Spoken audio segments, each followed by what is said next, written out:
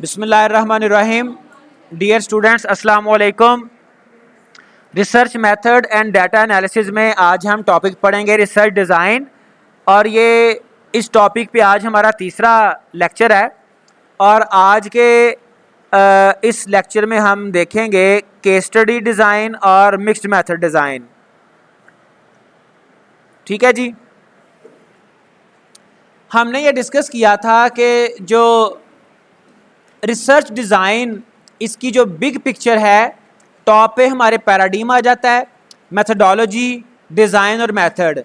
यहाँ पे सिर्फ एक चीज़ मैं आपको अभी डिफ्रेंशिएट करना चाहूँगा। एक है मेथडोलॉजी, एक है मेथड। सम टाइम स्टूडेंट्स इसमें कंफ्यूज होते हैं कि मेथडोलॉजी और मेथड, इनमें डिफरेंस क्या है। मेथडोलॉजी असल में वो पर्सपेक्टिव है, या फिर वो रोड मैप है, या फिर वो कॉन्सेप्ट्स हैं जिनको हम फॉलो करते हुए अपनी रिसर्च मुकम्मल करते हैं। जबकि जो मेथड है वो स्पेसिफिक कोई टूल होगा, कोई स्पेसिफिक टेक्निक होगी जिसको हम यूज़ करते हैं किसी स्पेसिफिक मेथडोलॉजी में। यानी कि एक मेथडोलॉजी में एक स्पेसिफिक टाइप के मेथड्स इकट्ठे किए गए होंगे। ठीक है। तो बहरहाल पैराडिम, मेथडोलॉजी, डिज़ाइन और मेथड में आपस में एक इनका वो लिंक है। अब मिसाल के तौर पे मैं बिल्कुल कॉमन सी एग्जांपल से आपको एक्सप्लेन करने की कोशिश करता हूँ। फ़र्ज़ करें हम कहते हैं किसी बंदे का जो इखलाक है वो बड़ा अच्छा है, वो एथिकली बड़ा स्ट्रॉन्ग है। तो जो उसकी एथिक्स हैं, गुड एथिक्स हैं, उसको हम किन किन मेथड से रिप्रेजेंट कर सकते हैं या अडॉप्ट कर सकते हैं। उसकी बॉडी लैंग्वेज बड़ी अच्छी है, वो जब मिलता है वो मुस्कुराते हुए मिलता है, ये मेथड की एग्जांपल है। लेकिन वो जो उसका एटीट्यूड है, बिहेवियर है, गुड एटीट्यूड, वो मेथडोलॉजी समझ लें। फिर वो जनाब जब बात करता है बड़े नरम तरीके से बात करता है, तो मेथड के ये कहोगे, मेथडोलॉजी क्या है? Good attitude, positive behaviour.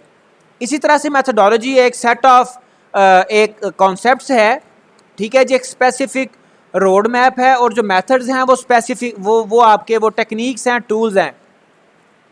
जैसे देखें यहाँ पे ये आपको नज़र आ रहा है क्वालिटेटिव। अब क्वालिटेटिव जो मेथडोलॉजी है उसमें डायरेक्ट ऑब्जर्वेशन एक मेथड है, ओपन एंडेड एक मेथड है, questionnaire, survey, interviews, focus group, ये मेथड्स हैं डिफरेंट। फिर जो क्वालिटेटिव है उसमें डिफरेंट मेथड्स हैं, archival, test, survey and so on. यहाँ पे लिस्ट कोई एग्जॉस्टिव नहीं है, चंद मेथड्स हैं, लेकिन ज़्यादा इसमें मेथड ऐड किए जा सकते हैं और भी। एनीवे, रिसर्च डिज़ाइन हमने प्रीवियस लेक्चर में भी डिफाइन किया था। The research design refers to the overall strategy that you choose to integrate the different components of the study. Different components of study क्या हैं? आप डाटा कलेक्ट करते हैं, मेजर कंपोनेंट्स की बात करता हूँ। डाटा कलेक्ट करते हैं, डाटा को एनालाइज करते हैं, उसके ऊपर डिफरेंट एनालिसिस परफॉर्म करने के बाद आप रिपोर्ट्स डिस्प्ले करते हैं, आउटपुट शो करते हैं। ये डिफरेंट कंपोनेंट्स हैं in a coherent and logical way. Coherent भी लॉजिकल भी कहते हैं। Ensuring you will effectively address the research problem. असल हमारा जो पर्पज़ है वो रिसर्च प्रॉब्लम को एड्रेस करना, यानी कि रिसर्च प्रॉब्लम को सॉल्व करना असल पर्पज़ होता है। It constitutes the blueprint for the collection, measurement and analysis of data। ये उसके components हैं जो यहाँ पे components की बात की, components of study। तो ये components of study क्या क्या हैं वो बता भी दिया। collection, measurement या analysis, different analysis techniques हैं, different data collection techniques हैं, और different data analysis techniques हैं। ठीक है, वो आपने perform करने हैं, that is called research design। तो प्रीवियस हमने कोई दो एक रिसर्च डिज़ाइन देखे थे डिटेल में, उनमें से आज हम देखेंगे केस स्टडी डिज़ाइन, बड़ा इंपॉर्टेंट है। A case study design is an in depth study of a particular research problem rather than a extensive statistical survey और कंप्रीहेंसिव कंपैरेटिव इंक्वायरी। इसमें हम किसी एक सिचुएशन को इन डेप्थ देखते हैं। ठीक है जी, कोई एक सिचुएशन, कोई एक एनवायरनमेंट, कोई एक केस, ये आमतौर पे मेडिकल साइंस में फ्रीक्वेंटली यूज़ होता है। हम कोई स्पेसिफिक डिजीज़ को जब हम फ़र्ज़ करें एड्रेस कर रहे होते हैं प्रॉब्लम को, तो हम कोई एक केस स्टडी देखते हैं, कोई किसी एक पेशेंट को देखते हैं, that is called case study. ठीक है जी। बिहेवियरल साइंसेज में, साइकोलॉजी में ये यूज़ किया जाता है, केस स्टडी, किसी एक पेशेंट को केस स्टडी के तौर पे लिया जाता है। और कंप्यूटर साइंस में भी इफेक्टिवली यूज़ होता है। अगर कहीं पे कोई सिक्योरिटी की बात कर लें, किसी ऑर्गेनाइजेशन में इंट्रूडर्स अटैक को हम स्टडी करना चाह रहे हैं, तो हम किसी एक ऑर्गेनाइजेशन को देख लेते हैं जहाँ पे इंट्रूडर अटैक होता है जो अपने ही एम्प्लॉयज़ करते हैं, कंपनी के एम्प्लॉयज़, उसको हमने देखना है तो हम केस स्टडी के तौर पे एक कोई कंपनी सर्च कर लेते हैं, उसको इन डेप्थ हम स्टडी करते हैं, that is case study design. It is often used to narrow down a very broad field of research into one or a few easily researchable examples.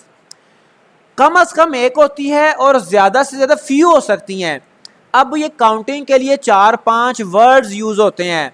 One for single, couple से मुराद 2, few से मुराद 3-4, फिर many, several और भी words हैं, 3-4-5 हो सकते हैं few, तो यहाँ पे few का वर्ड यूज़ किया गया है। ये जो आपके टेक्निकल वर्ड्स हैं ये बड़े इंपॉर्टेंट होते हैं। कपल ऑफ से मुराद होता है 2, फ्यू से मुराद 3-4-5, सेवरल, मैनी, ये इसके साइज को रिप्रेजेंट कर रहे होते हैं यहाँ पे।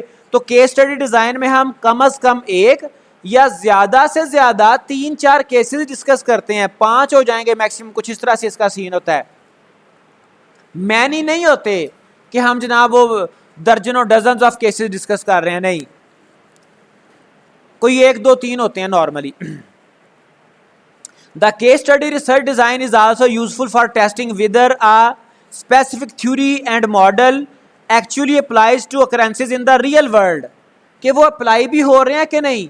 जब हमें वो केस स्टडी मिलती है तो हम उसकी एप्लीकेशन, हमें उसका एविडेंस मिल जाता है कि हमने ये एक थ्योरी डेवलप की थी, एक कॉन्सेप्ट डिस्कस किया था, उसकी ये केस स्टडी है। What does it mean? कि it is practically implemented in the field. It is useful design when not much is known about an issue. तो फिर हमें अगर कोई वो केस स्टडी मिल जाती है तो हम वहाँ पर भी ख़ास तौर पे इसको केस स्टडी डिज़ाइन को यूज़ करते हैं जब हमारे पास कोई ज़्यादा लिटरेचर सर्वे ना हो, उस प्रॉब्लम से रिलेटेड ज़्यादा चीज़ें हमें मिल ना रही हों, फिर हम कोई 1-2 केस स्टडी देख लेते हैं, उसी को हम स्टडी करते हैं। कोरोना आया तो उससे पहले इसके ऊपर कुछ भी नहीं था, जिनको पेशेंट्स को कोरोना हुआ हम उनको एज अ केस स्टडी ले लिया, उनको स्टडी किया, उन केसेस को स्टडी किया कि उनको सिम्टम्स क्या आए, उन्होंने जो सक्सेसफुली रिकवर हुए उन्होंने क्या मेथड अडॉप्ट किया, क्या क्या उन्होंने किया, क्या क्या छोड़ा। ठीक है जी। अब इसकी स्ट्रेंथ्स क्या हैं इस डिज़ाइन की? Approach excels at bringing us to an understanding of a complex issue. ये कॉम्प्लेक्स इशू की अंडरस्टैंडिंग के लिए बड़ा इंपॉर्टेंट एक डिज़ाइन है। थ्रू डिटेल्ड कंटेक्चुअल एनालिसिस, उसके सारा कॉन्टेक्स्ट, उसका एनवायरनमेंट, ठीक है जी, of a limited number of events और कंडीशंस एंड देयर रिलेशनशिप्स।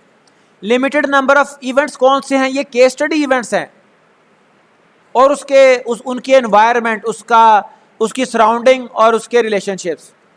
तो हम उसको इन डेप्थ देखते हैं, ये हमें कॉम्प्लेक्स इशू को अंडरस्टैंड करने में हेल्प आउट करता है। और कॉम्प्लेक्स इशू से ये भी मुराद है कि उसके बारे में कोई ज़्यादा इन्फॉर्मेशन भी हमें अवेलेबल नहीं है, वो प्रीवियस स्लाइड में भी हमने देख लिया था।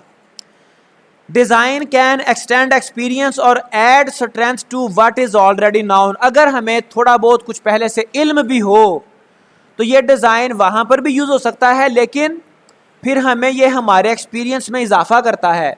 हमारा नॉन डोमेन है, जो हम ऑलरेडी जानते हैं, फ़र्ज़ करें वो इतना का हम जानते हैं, तो वो उसको एक्सटेंड कर देता है। ठीक है जी। हमारी नॉन डोमेन को एक्सटेंड करने के लिए भी हम केस स्टडी डिज़ाइन को यूज़ करते हैं। The design can provide detailed descriptions of specific and rare cases. फिर जहाँ पर रेयर केसेस आ जाएं तो वहाँ पर भी केस स्टडी डिज़ाइन हमें हेल्पफुल होता है और हमें उन रेयर केसेस को डिटेल्ड डिस्क्रिप्शन प्रोवाइड करता है। यहाँ से ही इसकी एक वीकनेस भी समझ आ रही है कि ये एक जनरल थ्योरी पे सम टाइम हम इसको अप्लाई नहीं करते। जेनेरिक ये हमें rules and regulation generic results provide नहीं करता, ये स्पेसिफिक और यूं कह लें कि रेयर केसेस के लिए हम यूज़ करते हैं। वीकनेसेस आ गई, अ सिंगल और small number of cases offers little basis for establishing reliability और टू जनरलाइज द फाइंडिंग्स।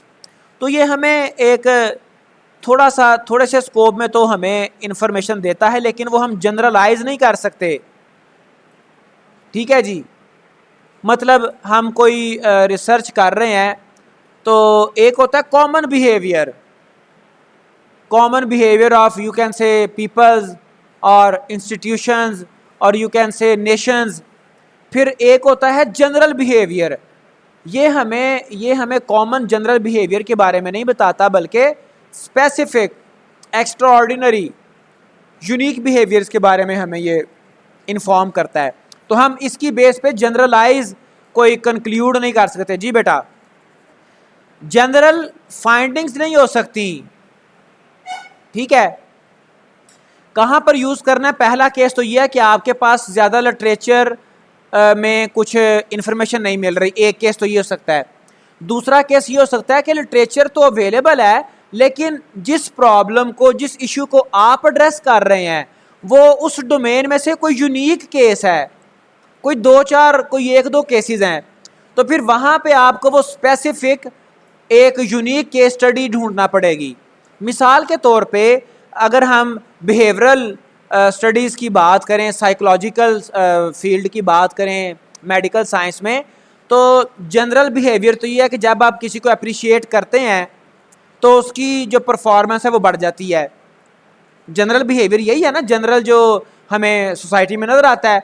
लेकिन कोई एक आध दो चार केसेस ऐसे हैं जब उनको अप्रिशिएट किया जाए, ठीक है, जब उनको हम कोई प्रेज करते हैं तो वो जनाब उनका जो परफॉर्मेंस है वो डिक्लाइन में जाती है। तो हमें फिर इसके बारे में कोई कॉमन तो लिटरेचर नहीं मिल रहा, लेकिन हम फिर कोई केस ऐसा ढूंढ लेंगे, कोई ऐसा हम पर्सन देख लेंगे कि जिसको जब हम अप्रिसिएशन करते हैं तो वो उसकी परफॉर्मेंस डाउन हो जाती है। तो केस स्टडी में हम अपनी चूंकि फाइंडिंग्स को जनरलाइज नहीं कर सकते, ये इसकी वीकनेस है। Design does not facilitate assessment of cause and effect relationship. चूंकि यहाँ पे यूनिक किस्म के आपके इवेंट्स हैं, यूनिक किस्म के एक्सपीरियंसेस हैं, तो यहाँ पे कॉजल रिसर्च नहीं है, ये आपकी कॉज एंड इफेक्ट यहाँ पे आप डेवलप नहीं कर सकते।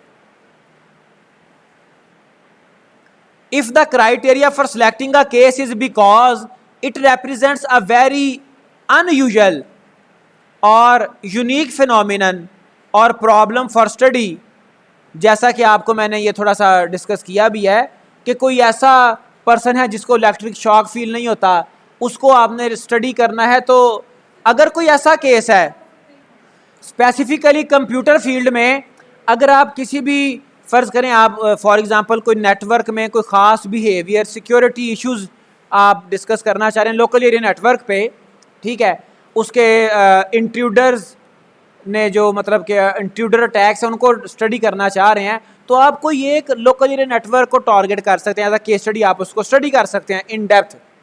आप देख सकते हैं कि हमारा डाटा करप्ट हुआ, डाटा हमारा लॉस्ट हुआ, डाटा हमारा डिलीट कर दिया गया और वो किया इंट्रूडर्स ने। तो आप एक कंपनी को स्टडी कर सकते हैं, एक साइबर किसी भी फील्ड में, ठीक है। अच्छा जी, अगर तो आपका वो केस बड़ा यूनिक है, अनयूजुअल है, then your interpretation of the finding can only apply to that particular case. फिर जो आपकी फाइंडिंग्स हैं वो उस खास केस के ऊपर ही अप्लाई होंगी। अगेन आप उनको जनरलाइज नहीं कर सकते। अच्छा, इसके बाद है mixed method design. Mixed method design जैसा कि इसके नाम से जाहिर है, इसमें हम डिफरेंट मेथड्स को कंबाइन कर देते हैं। मतलब कंबाइन किस तरह से करते हैं कि हर मेथड की कुछ वीकनेसेस हैं, कुछ स्ट्रेंथ्स हैं, तो हम डिफरेंट मेथड्स की जो स्ट्रेंथ्स हैं उनको इस्तेमाल करते हैं, यूज़ करते हैं। Mixed method research represent more of an approach to examining a research problem than a methodology। तो ये methodology की बजाय एक अप्रोच है। The mixed method design encompasses more than simply combining qualitative and quantitative methods, यानी कि ये combine तो करता है लेकिन इससे ज़्यादा इसमें क्या आता है, कंबाइनिंग तो इसमें होती ही होती है, but rather reflects a new third way epistemology paradigm that occupies the conceptual space between positivism and interpretivism. तो एपिस्टिमोलॉजिकल पैराडिम क्या है कि हम किस तरह से रियलिटी को तक पहुंच सकते हैं, और दो हमारे पास पॉजिटिविज्म और इंटरप्रेटिविज्म के रियलिटी एक है और दूसरी तरफ रियलिटीज़ काफ़ी सारी हैं, तो इनके दरमियान हम एक कनेक्शन बनाते हैं और दोनों के समझ लें कि डिफरेंट मेथड्स को हम कंबाइन कर देते हैं। Mixed method is characterized by focus on research problem that require, उसमें क्या चीज़ें हो सकती हैं, an examination of real life contextual understanding, जिसमें किसी भी प्रॉब्लम को उसके कंटेक्चुअल कॉन्टेक्स्ट में अंडरस्टैंड करना ज़रूरी हो। सम टाइम एक प्रॉब्लम स्ट्रेट अवे हमें समझ आ रही होती है, लेकिन सम टाइम जब तक उसका कॉन्टेक्स्ट ना देख लें, उसकी रीजंस, उसकी सराउंडिंग्स हमें पता ना चलें, तब तक हमें एग्जैक्टली इंफॉर्मेशन नहीं मिलती। An intentional application of rigorous quantitative and qualitative research, इसमें हम कंबाइन करते हैं। An objective of drawing on the strengths of quantitative and qualitative data gathering techniques to formulate a holistic interpretive framework for generating possible solutions or new understanding of the problem. Holistic interpretive framework होता है जो logical एक ऐसा framework जो कि ज़ाहिरी बात है कि ये मिक्स्ड मेथड है, इसमें कुछ स्पेसिफिक तो हमारा रिसर्च डिज़ाइन नहीं है, हम खुद से एक डिज़ाइन क्रिएट करते हैं, फ्रेमवर्क एक बनाते हैं जो कि हमें हमारे जो प्रॉब्लम स्टेटमेंट है उसका कोई सोल्यूशन प्रोवाइड कर दे या फिर उसकी कोई नई अंडरस्टैंडिंग हमें डेवलप कर दे। Mixed method approach, mixed method design, इसकी स्ट्रेंथ क्या है, narrative and non textual information can add meaning to numeric data. तो न्यूमेरिक डाटा, चूंकि न्यूमेरिक डाटा क्वांटिटेटिव को रिप्रेजेंट कर रहा है और नरेटिव नॉन टेक्सुअल वो क्वालिटेटिव को, दोनों को हम कंबाइन करते हैं और न्यूमेरिक डाटा को यू कैन से कि उसको मीनिंग्स, उसको सिमेंटिक्स के साथ डिफाइन किया जा सकता है। While numeric data can add precision, precision कहते हैं accuracy, precision to narrative and non textual information. तो दोनों क्वालिटेटिव और क्वांटिटेटिव को हम इकट्ठा करेंगे। मेथड्स को क्वालिटेटिव जो है वो क्वांटिटेटिव की डेफिशिएंसीज को ओवरकम करेगा और जो क्वांटिटेटिव है वो क्वालिटेटिव की डेफिशिएंसीज को।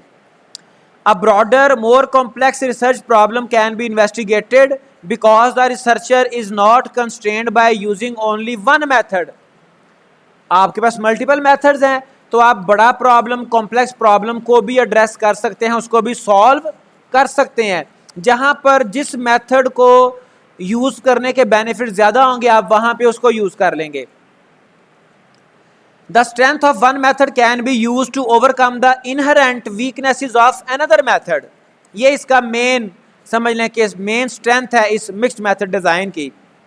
Can provide stronger more robust evidence to support a conclusion और सेट ऑफ रिकमेंडेशंस। हम ज़्यादा स्ट्रेंथ के साथ अपने कंक्लूजन्स, अपने रिजल्ट्स को रिप्रेजेंट कर सकते हैं।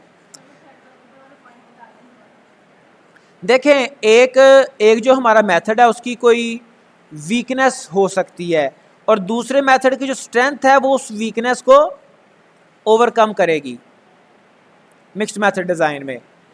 लेकिन इसके कुछ वीकनेसेस भी हैं। सबसे बड़ी वीकनेस तो ये है कि आप एक्सपर्ट होने चाहिए तमाम मेथड्स को कंबाइन करने के लिए, आपके पास टाइम होना चाहिए। A researcher must be proficient in understanding how to apply multiple methods to investigating a research problem as well as be proficient in optimising how to design a study that coherently melds them together, जो उनको आपस में logically मिला ले, flow एक बना दे। ठीक है, तो आपको तमाम मेथडोलॉजीज़ के ऊपर ग्रिप होनी चाहिए, तब आप ये मिक्स्ड मेथड डिज़ाइन इसको यूज़ कर सकते हैं। Further can increase the likelihood of conflicting results और ambiguous finding that prevent drawing a valid conclusion और setting forth a recommended course of action. तो इसमें जो हम हमारी फाइंडिंग्स हैं वो सम टाइम एम्बिगियस हो सकती हैं उनको हमें फार्मूलेट करने में, उनको हमें कंक्लूड करने में डेफिनेटली एफर्ट्स ज़्यादा करनी पड़ेंगी. Due to multiple forms of data being collected and analyzed, this design requires extensive time and resources to carry out the multiple steps involved in data gathering and interpretation. चूँकि इसमें form ज़्यादा हैं, types of forms ज़्यादा हैं, data ज़्यादा है, तो हमें इंटरप्रेट करने में, एनालाइज करने में, उसको कंक्लूड करने में ज़्यादा टाइम रिक्वायर्ड है. तो ये कुछ इसकी वीकनेसेस थी. तो ये आज हमने 2 डिज़ाइन देख लिए. आगे इंशाल्लाह ताला हम नेक्स्ट लेक्चर में कोशिश करेंगे कि जो स्पेसिफिक आपके research design computer science field में यूज़ किए जाते हैं, हम उसके ऊपर फोकस करें स्पेसिफिकली इंशाल्लाह.